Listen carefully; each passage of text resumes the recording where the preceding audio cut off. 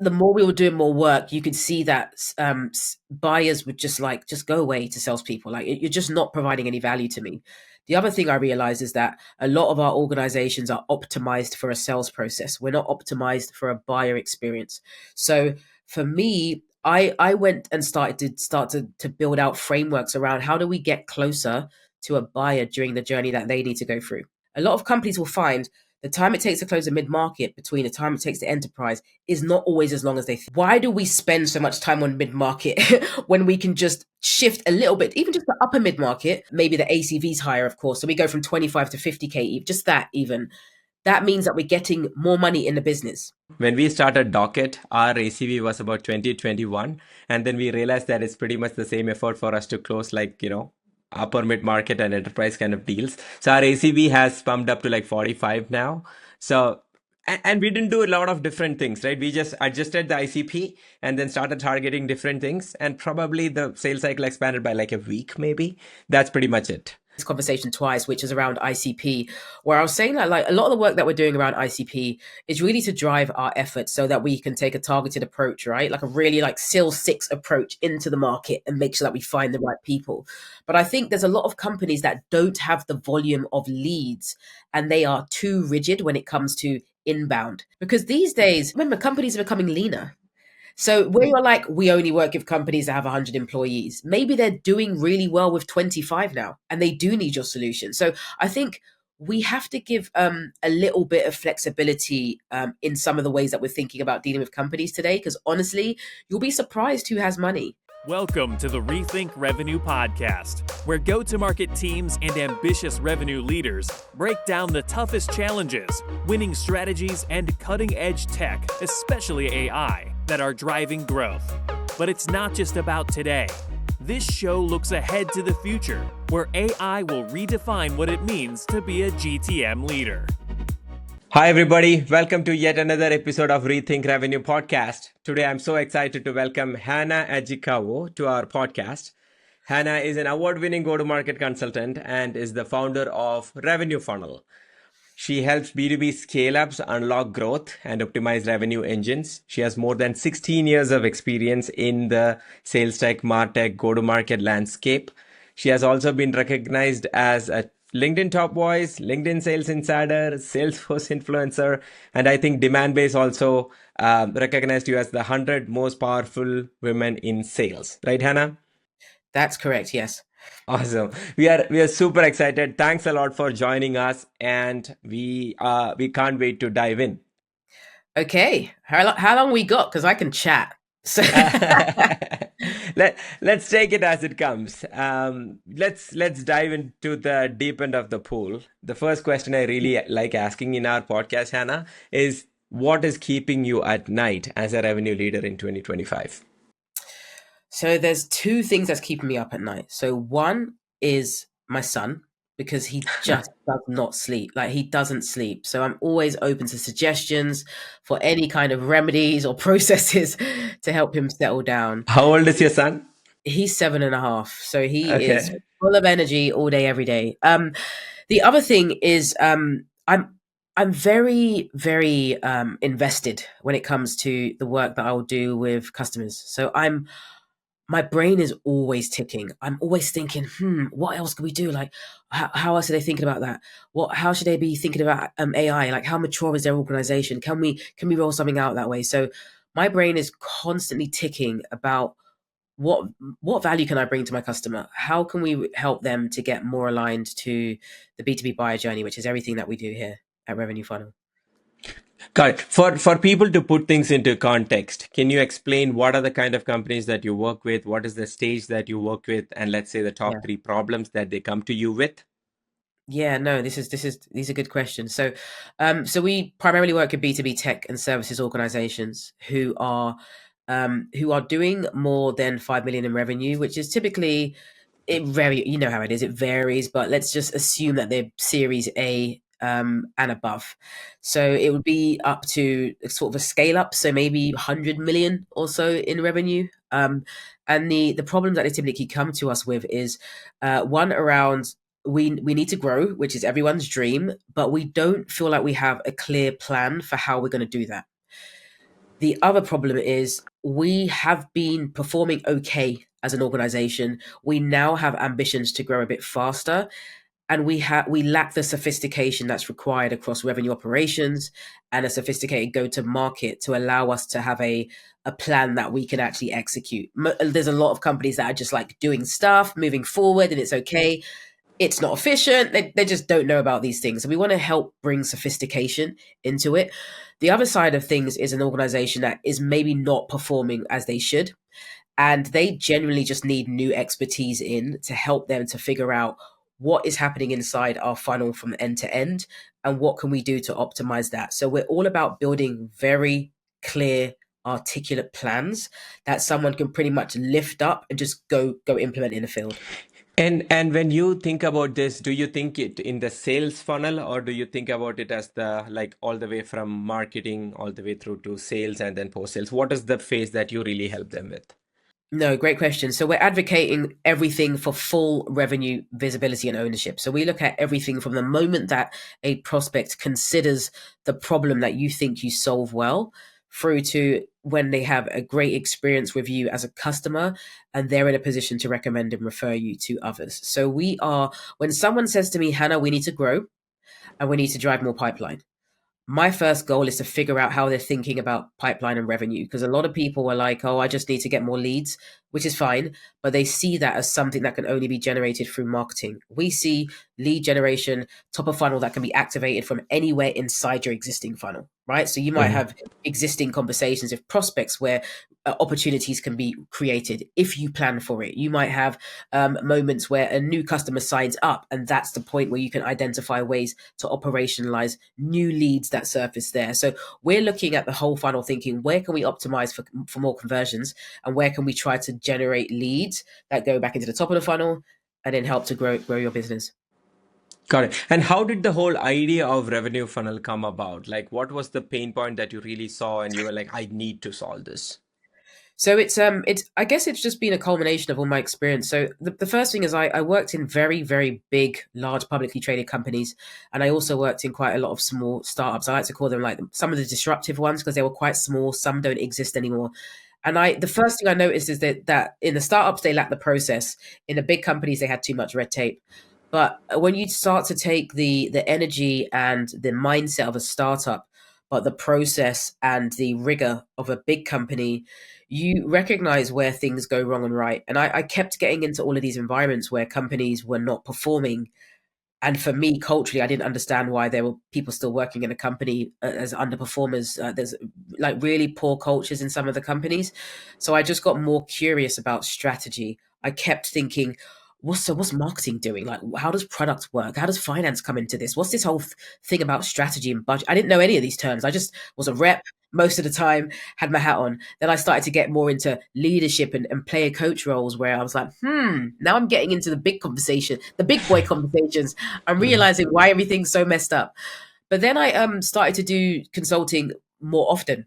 And after spending a few years working at scaled consulting, who've been around now for over 10 years doing really well, I started to see even more patterns because I had much more exposure to all of these types of companies. And I could see that a couple of patterns are occurring. One, it felt like the more we were doing more work, you could see that buyers would just go away to salespeople. Like, you're just not providing any value to me. The other thing I realized is that a lot of our organizations are optimized for a sales process. We're not optimized for a buyer experience. So for me, I went and started to build out frameworks around how do we get closer to a buyer during the journey that they need to go through. And you started to see Gartner made that, hey, the buyer journey, that map that everybody uses in their presentation. I was thinking about that for a long time because I'm a geek. I think about this all day. So I was thinking about what is it about the buyer journey and why do we not build our businesses around that? Like, if they need help with something, why don't we build our business to help them in the same way that B2C companies do, right? They walk into a shop, they try to understand what you're looking at, and they ask you, can we help you? How can we help you?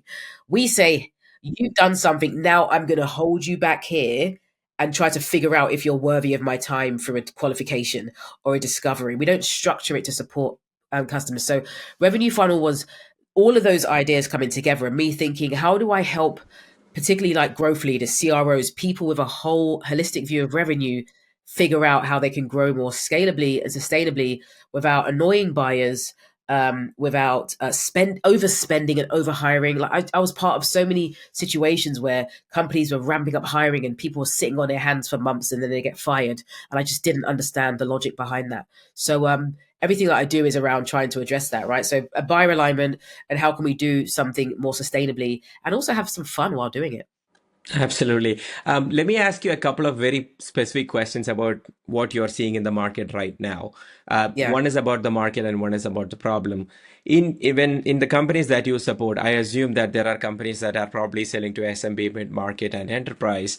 Do Yeah. you see, where do you see the easiness of selling is slightly higher, or in the other way, where is it hard today? If a founder is hearing it and they're like, where should I focus? And like, where would you say they focus? You know what I'd say? One thing is really check your sales velocity from a enterprise and mid market perspective. I think a lot of people don't realize that they may Can be you focused. explain that? Sales Yeah, velocity, what do you mean? yeah. So we're talking about the number of opportunities, your the time it takes to close a deal, your average opportunity value, and we're looking at I'm trying to visualize it in my head.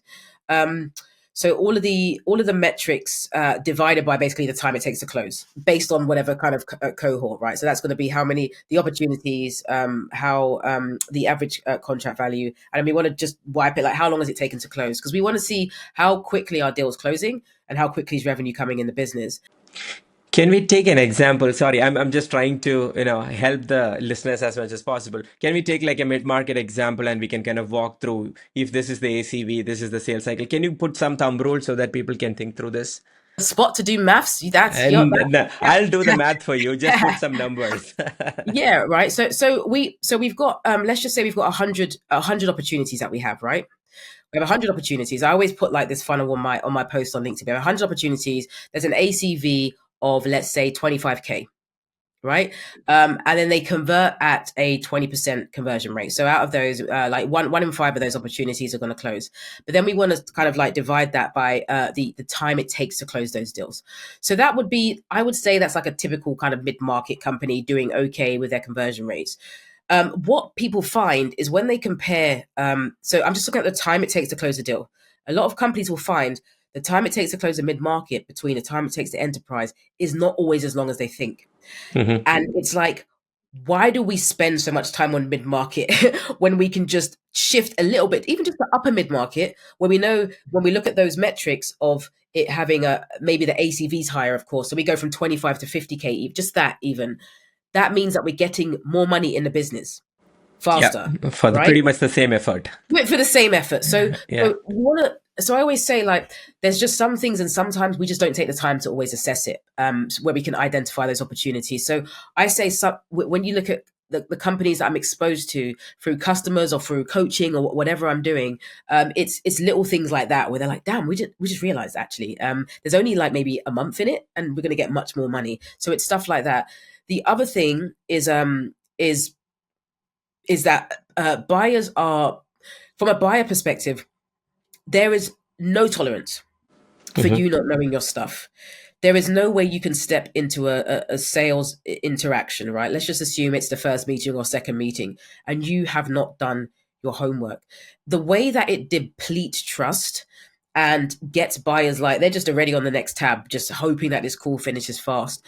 There's too many tools. There's too much availability right now for access to information, for reps to not show up knowing their stuff and being able to drive value inside a conversation. So when we're thinking about like what am I noticing in the patterns, it's always going to be around that buyer thing, like how buyer behaviors, tolerance levels, and trust is changing. But more specifically, when we look at our own funnel, the stuff that we don't take the time to look at that can help us move the needle quicker. The first point that you mentioned is so spot on. When we started Docket, our ACV was about 2021, and then we realized that it's pretty much the same effort for us to close like, upper mid market and enterprise kind of deals. So our Yeah, ACV has pumped up to like 45 now. So amazing. and we Yes. didn't do a lot of different things, right? We just adjusted the ICP and then started targeting different things, and probably the sales cycle expanded by like a week, maybe. That's pretty Yeah. much it. Yeah, Yeah, I it's love so that. I had a spot on. conversation today. I've had this conversation twice, which is around ICP, where I was saying that like a lot of the work that we're doing around ICP is really to drive our efforts so that we can take a targeted approach, right? Like a really like SIL 6 approach into the market and make sure that we find the right people. But I think there's a lot of companies that don't have the volume of leads and they are too rigid when it comes to inbound. They're like, no, we can't do this. This is not the right fit. And sometimes it's worth at least a conversation because these days companies don't fit all the people. Remember, companies are becoming leaner.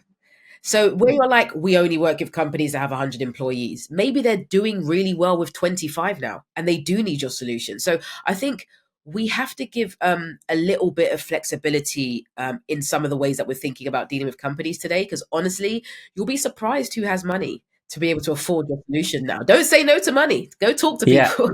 Yeah, yeah, absolutely. So that's super interesting. The other side of my question that I was going to is you listen to a lot of CROs and other leaders generally in the revenue space. If you were to stack rank the one, two, three problems that they come to you with, is it pipeline? Is it sales execution? Is it expansion, cross sell? What? How would you stack rank? The pipeline immediately. That's always the first thing. It's we need more pipeline. So even companies that are growing and doing well, when you start to see your stretch target for the year ahead, it's like I know what I'm going to do to get to X million. I don't know what that delta is. I can't figure it out. So pipeline immediately. The second thing is it's so funny. You listed it out. It's execution. It is Okay. sales execution. My team aren't doing this. My team aren't doing that.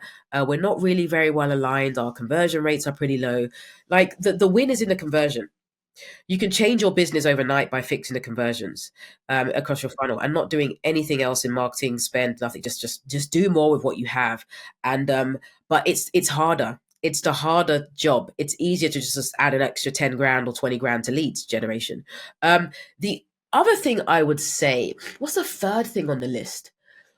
If I had to add another one, I would say now it's AI. It's AI now. It's not AI is like it's the opportunity. I break things down into issues, challenges, and opportunities. The issues that companies have are typically around pipeline. There's usually like pipeline issues. There's usually some challenges around sales execution. So it's not that the business isn't closing anything. There's just a few. Yeah, let's tweak Things, this. yeah. Mhm. The opportunity is AI.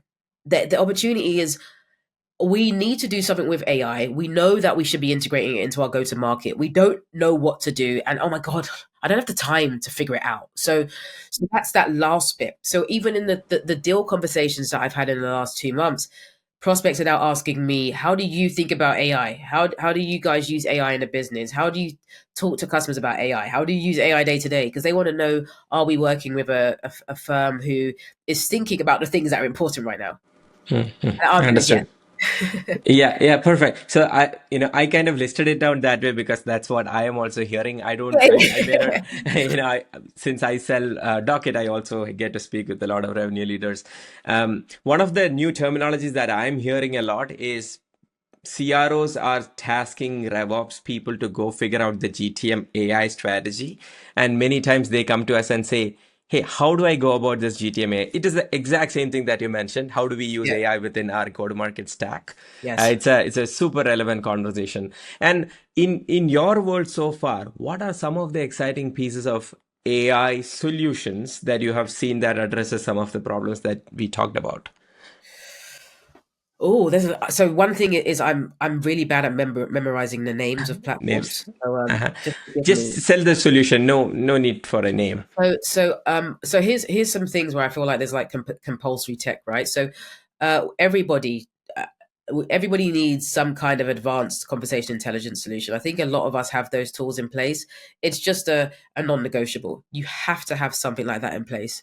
Um, Everybody should be thinking about how you connect Zapier or Zapier, however you want to say it with the likes of like a Chat GPT to help automate some parts of enrichment or draft emails or whatever, because there's just an opportunity here. It's just a little bit of wizardry of connecting a couple of if and ors on Zapier, linking it to ChatGPT and helping to speed up some of those workflows.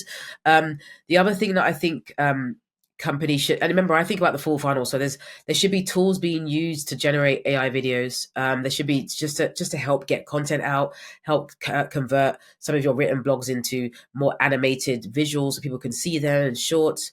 We should be using and leveraging tools that help to spin up blogs out. So all of this repurposing content type stuff, there's just a lot. Before you had to pay an agency to do that, like 10 grand a month. Now you just do it for like $20 if you just sign up. Yeah. When we start to move down into the funnel, I feel like now what's going to be the technology and the availability of agents means we really should be making sure that we are building our skill sets there so that a rep can basically get the agent to think through some of the pre-work and post-work of calls and interactions and deals, right? So I want an agent to, if I've got Medic as a deal qualification methodology, I want my agent to, every time I finish a call, make sure that it's you've basically scored me based on Medic, and also using that and using the call transcript, I want you to now also build me the draft follow-up email based on things that I've missed out and I should probably point, like whatever it is. Like there's so much opportunity now that I'm super excited about when it comes to that. But the tooling, I wrote an article yesterday from Manus AI and the functionality there, which is insane and incredible. Yeah. It's like that. The implications for that is I don't even know. My brain hasn't expanded to what that could be yet. And if you could think of one part of your personal life or work life, let's say, that AI could automate today, or maybe it's already automating it for you, what would that be? I would love AI to just like to clone me and do any kind of prospecting. That'd be great. So just literally clone me. Because I'm very personable. I lean in with my personality. So oftentimes when I am engaging people, they might think that I'm not me, because they haven't seen me and seen that I'm quite quirky, quite friendly. I'll say stupid stuff. I always use like dancing emojis and stuff like that. So if they don't know that, they must be like, what the hell's happening here? But that's me, and I'm always going to be me, because it's me that's going to be supporting you on very important decisions across your go-to-market. So I think I would mostly automate that. The client work and side, I love it too much. I want to be in the weeds of that right now all the time. So yeah, I wouldn't change that. And the speed of change in our world is so. Oh, sorry, I'm going to jump in. And also anything to do with admin and invoicing and accounting, I hate it. It's literally, I can't stand it. Yeah, the ops stuff that keeps you away from actual client work. Yeah. So I do all of my financial analysis that I used to have to either go to a person or spend tons of time in Excel. What I do is I download all the financial statements, invoices, everything into ChatGPT today, put a project together and say, ask a bunch of questions. Now I have a prompt every month end. I put all these things in and I get all the reports. I can literally copy paste it to my investor deck. It's like mind blowing, in about an hour, I know everything about, I need to know about the company. So earlier it was like 3 days. So yeah, I also love. Yeah, I leverage ChatGPT for everything. It gives me speed and it allows me to reduce a lot of the costs associated with some of this work. I think companies they're scared right now to do this kind of work, consulting, support. They know they need help, but it is hard to trust a partner to say, hey, come in and take my business to shreds, particularly my go-to-market, and be gentle with my leadership team as you tell them that some of the things that they're doing are not optimized, and help me to make those changes fast, right? So that's the whole thing with us. We do everything very, very fast. And we use AI everything we do in our processes and our frameworks. We say there must be a tool for that. Let's quickly go buy it. Let's download it. Let's experiment with it, and let's go add that to our tech stack so we can get it done. Yeah. And you mentioned Manus. Manus came out and became a big deal like a week back. So you are already super updated about it. How do you update yourself? Do you on everything? Do you read books, podcasts, Twitter? What do you do? No, I never use X. Manus brought me back to X, and I had to log into that. I was like, bloody hell, because I was trying to test out a couple of prompts with them, instructions. Sorry. So I'm a YouTube University type person. But so what triggers that is if I see someone post something on LinkedIn, or because of my YouTube feed, because I'm always looking at AI stuff, something will pop up. Then I'm like, okay, save, let me go check that out. So I will try to watch the OpenAI updates from Sam, and just to see, like, I'll watch the AI conferences that I haven't attended online to see some of the keynotes, see what's happening. I loved watching. I think it was one of the keynotes, some event a few months back from Samsung, and just seeing the connected home and just the extent of what it's like. It's the mood matching your physiology, and I'm like, that's crazy. Like, you're cuddling as a couple on the sofa, and the lights go down, and it Wow. makes sure you have wine in the fridge. Like, oh my gosh! So the I think I always find it really interesting because you've got the experts in AI who are they are like so excited by what's happening and they can't even predict it, and people who don't understand AI saying, "I'm just waiting for it to pass." Or like, Yeah. no. No, no, it's not going to pass. Um, this is awesome. Other than everything that we spoke about, is there something specifically that you would like to add to our listeners that you think is super relevant? I would say, listen, I've been producing free resources for a long time to really help companies to understand things that they just don't know, right? So as leaders, our job right now is to be in a position to make the right types of decisions. We don't have to do all the work, but we need to know the who's and understand directionally what we need to do. And I think a lot of leaders don't take the time to audit and really figure out, is there any way that we could probably improve something across the funnel? Could we have an impartial view? Could we get a peer? It doesn't have to be a paid solution like mine. Like, there are free tools. Like, I literally have a free one on our website where you can run a 3-minute audit where it just looks at your entire funnel and just gives you a score as to, hey, like, based on benchmarks, this is where you should be. This is the kind of thing that you should be thinking about. This is how you should think about discovery. This is how you should start looking at marketing. So it's just basic. And it's funny because I see some team, like big companies, they would run the audit every quarter just to see, like, did we do the things that it proposed? So it's like, because you're trying to find, like, where's the low hanging fruit? Like, what am I'm so close to the problem, I'm missing it. I pay for outsiders to give me visibility into my business because I'm too close to it. And it just, when they say something, it's sometimes so simple that I kick myself. But I'm like, the few grand that I've spent on that has saved me months of frustration and being scrambled in my thinking. So it was worth it.